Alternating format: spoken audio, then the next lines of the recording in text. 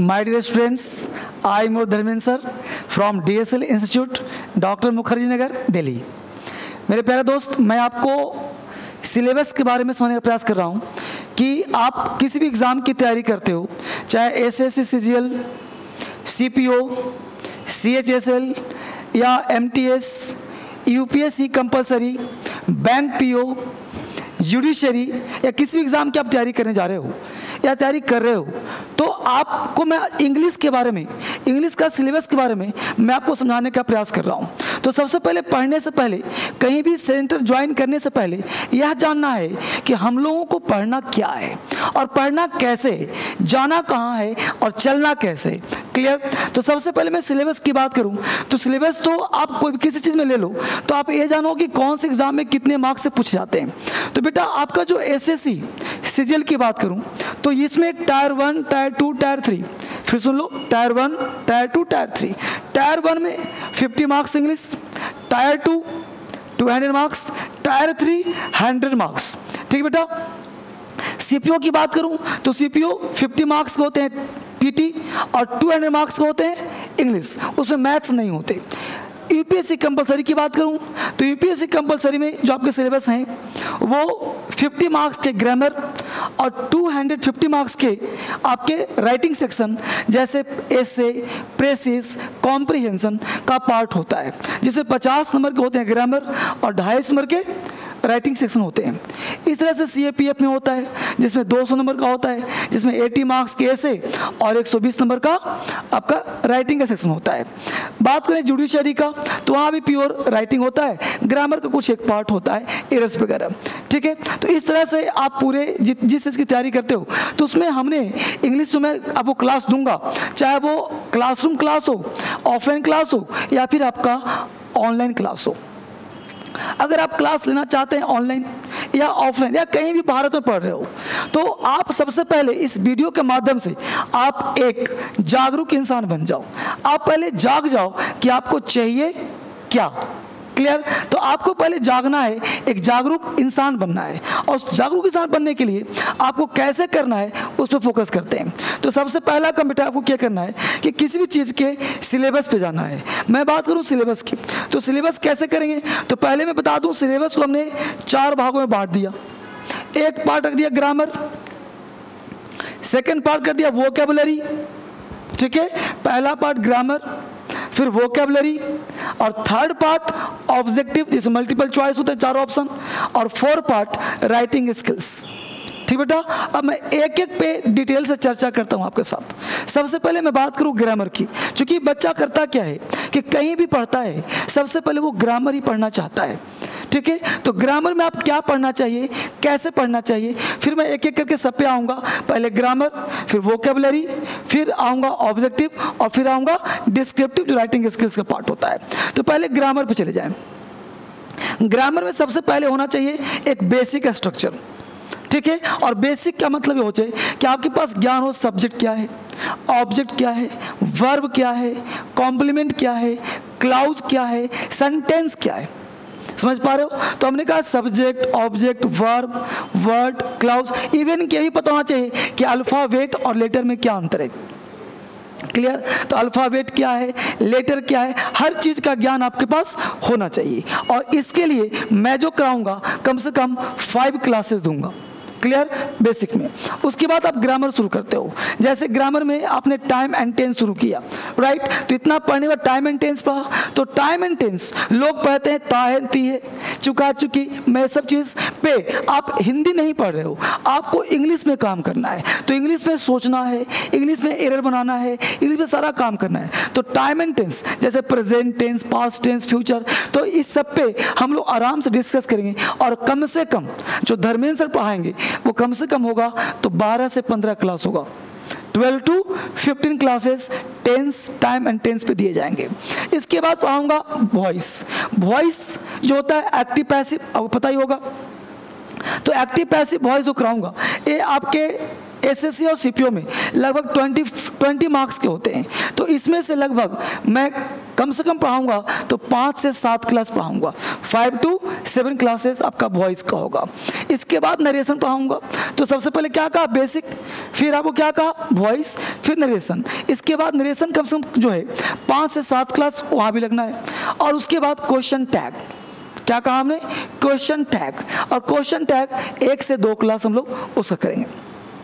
इतना करने के बाद सिर्फ चैप्टर पढ़ लिया जाए तो काम नहीं होगा। हर एक चैप्टर से, जैसे टाइम एंड टेंस से कम से कम कहा 10 से 15 क्लास, और 300 से 400 क्वेश्चंस, वॉइस 4 से 5 क्लास, 5 से 7 क्लास, तो उसमें हम लोग कम से कम 250 से 500 क्वेश्चन, नरेशन 250 से 500 क्वेश्चन, क्वेश्चन टैग 100 से 200 क्वेश्चन। तो सब पे हम लोग क्या करेंगे, प्रैक्टिस करेंगे क्वेश्चन का। क्लियर। इसके तुरंत बाद जब इतना पार्ट आपने कर लिया, इसके तुरंत बाद फिर हम लोग क्या करेंगे कि चूंकि टेंस पढ़ लिया, वॉइस पढ़ लिया, नरेशन पढ़ लिया, अब आपको अंग्रेजी कुछ लिखना आना चाहिए। तो तुरंत मैं क्या करूंगा कि आपके लिए कुछ राइटिंग स्किल्स डाल दूंगा, बेसिक राइटिंग स्किल्स, ताकि आपको बीच में लिखना आ जाए।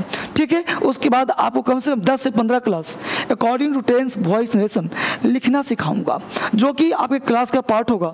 तो उस 10-15 दिन हम लोग राइटिंग करेंगे। जैसे आप एसएससी की तैयारी करते हो तो डिस्क्रिप्टिव टायर 3 में पूछता है, यूपीएससी की तैयारी करते हो तो ऐसे राइटिंग पूछता है, कॉम्प्रिहेंशन पूछता है। तो राइटिंग स्किल्स आपको 10 से 15 दिन वो कराऊंगा, एक पार्ट होगा। उसके बाद अब ग्रामर होना चाहिए, पार्ट्स ऑफ स्पीच, जैसे नाउन प्रोनाउन। तो सबसे उसके बाद फिर शुरू करूंगा नाउन। अब नाउन शुरू किया तो नाउन कम से कम पढ़ाऊंगा तो 8 से 10 क्लास, क्योंकि नाउन अकेला नहीं है। नाउन चूंकि noun is nothing, it's the part of 3 chapters, person, gender, number and case, 4 हो गए। तो पर्सन चूंकि नाउन का पार्ट नहीं है, तो नाउन जो शुरू करूंगा मैं पहले बेसिक नाउन, तो बेसिक नाउन पढ़ाऊंगा 3 क्लास। उसके बाद पढ़ाऊंगा जेंडर, जेंडर पढ़ाऊंगा कम से कम 2 क्लास। उसके बाद नाउन नंबर 3 से 4 क्लास, नाउन नंबर 3 से 4 क्लास। उसमें नाउन केस 2 क्लास। तब आपका नाउन चैप्टर पूरा कंप्लीट होगा। इसलिए मैंने कहा नाउन कम से कम 8 से 10 क्लास। ठीक है। अकेला नाउन नहीं होता, क्योंकि बहुत सारे पार्ट होते हैं। उसके बाद फिर पढ़ाया जाएगा आपको आर्टिकल, नाउन के बाद आर्टिकल। अब आर्टिकल चैप्टर बहुत इंपॉर्टेंट है। हम लोग सोचते हैं ए कहाँ, एन कहाँ, द कहाँ, लेकिन उसका अप्लाइड होगा। तो वो कम से कम हम लोग चलेंगे 4 से 5 क्लास। ठीक है बेटा। उसके बाद प्रोनाउन पढ़ाऊंगा, तो प्रोनाउन में कम से कम 3 से 4 क्लास। फिर हम लोग ले लेंगे एडजेक्टिव, तो एडजेक्टिव ले लेंगे। तो जो भी चैप्टर होगा एडजेक्टिव, उसमें कम से कम 3 से 4 क्लास। तो एडजेक्टिव में पढ़ेंगे हम लोग क्या, डिग्री पढ़ेंगे, है ना। तो डिग्री पढ़ेंगे कि डिग्री क्या होता है, इस तरह से पॉजिटिव, कॉम्परेटिव, सुपरलेटिव, है ना, सारे पार्ट। तो एडजेक्टिव का पढ़ाऊंगा वर्ब। अब वर्ब बहुत इंपॉर्टेंट चैप्टर है। वर्ब सिर्फ नाम का छोटा सा है, लेकिन वर्ब में क्या पढ़ाऊंगा, तो principal auxiliary verb, modals, semi modals, और उसमें क्या पढ़ाऊंगा, मेन वर्ब, एक्सिलरी वर्ब। तो मेन वर्ब जो पढ़ाऊंगा उसके अंतर्गत बहुत सारे पार्ट होंगे, इन्फिनेटिव, जेरेंट, पार्टिसिपल, पार्टिसिपल में present participle, past participle, perfect participle, है ना। इस तरह से एक बड़ा पार्ट हो जाएगा। जैसे मैं आपको मॉडल से कराऊंगा तो वही कम से कम आपका जो हो जाएगा 3 से 4 क्लास का हो जाएगा। ठीक है। तो इस तरह से टोटल वर्ब अगर आप करेंगे तो टोटल वर्ब करने में 8 से 10 क्लास हम लोगों का लग जाता है। ठीक है बेटा। इसके बाद हम लोग शुरू करें एडवर्ब। एडवर्ब की बात करें तो एडवर्ब 3 से 4 क्लास। ठीक है। अब एडवर्ब में क्या पढ़ेंगे, तो एडवर्ब में एडवर्ब का यूज, एडवर्ब का कॉमन इरर। ठीक है। और जितना भी पार्ट मैं बोल रहा हूँ ये सारे चैप्टर्स का कम से कम 300 से 400 क्वेश्चन होगा प्रत्येक चैप्टर्स का। इसके बाद मैं बात करूं कंजंक्शन है तो कंजंक्शन में कम से कम 4 से 5 क्लास। प्रीपोजिशन है तो प्रीपोजिशन में कम से कम 5 से 7 class. Subject verb agreement syntax 3 से 4 क्लास। इस तरह से हम जितने भी चैप्टर्स करेंगे सारे चैप्टर्स में कम से कम तो आप मानकर चलो कि प्रत्येक चैप्टर्स नाउन से लेकर के प्रीपोजिशन तक हर एक चैप्टर वाइज आपको 300 से 400 क्वेश्चंस दिए जाएंगे। इसके साथ साथ आपको सारे बुक्स भी आपको दिए जाएंगे। जैसे मैं आपको नमूने तो दिखा दूं ताकि बुक्स पे आपको ध्यान रहे, आप इस पर फोकस भी करते जाओ। जैसे हमने क्या को प्रैक्टिस के लिए क्या किया हुआ है कि जैसे मान लो आपने नाउन करा, तब यहाँ पे नाउन चैप्टर्स हो गए, तो नाउन से संबंधित कम से कम 200 से 250 क्वेश्चन मैं कराऊंगा। 3 से 400 क्वेश्चन इसमें दिए रहेंगे। इसके बाद हमने कहा प्रीपोजिशन, तो हर एक चैप्टर का ऐसे ही बुक मिलेगा आपको। तो प्रीपोजिशन अब 600 क्वेश्चन है, तो 300-400 मैं करा दिया, कुछ आपने कर लिया। इसके बाद कहा वॉइस और नरेशन, तो यहाँ पे प्रैक्टिस। तो हर एक चैप्टर्स का हम लोग इस तरह से प्रैक्टिस करेंगे और सारे चैप्टर्स का आपको इसी तरह से बुक्स दिए जाएंगे घर पे, ताकि आप आराम से इसको प्रैक्टिस करें। अगर आप ऑनलाइन कर रहे होंगे तो घर पे बुक्स आपको मिल जाएगा, पहुंच जाएगा। ठीक है बेटा, इस तरह से पूरा सिलेबस हम लोग कंप्लीट करेंगे ग्रामर का। क्लियर? अब पार्ट 2 में आइए। पार्ट 2 कहा था वोकैबुलरी।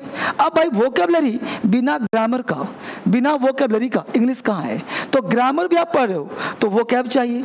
अब वोकैब क्या हो? तो मैं प्रतिदिन, not a single day, from first class to last class, मतलब अंतिम क्लास तक वोकैबुलरी प्रतिदिन करवाए जाएंगे। इस तरह के वोकैब का आपको पेज मिलेगा जिसमें 10 to 20 वोकैब्स होंगे। ये आपको याद करवाऊंगा और क्लास में पूछूंगा।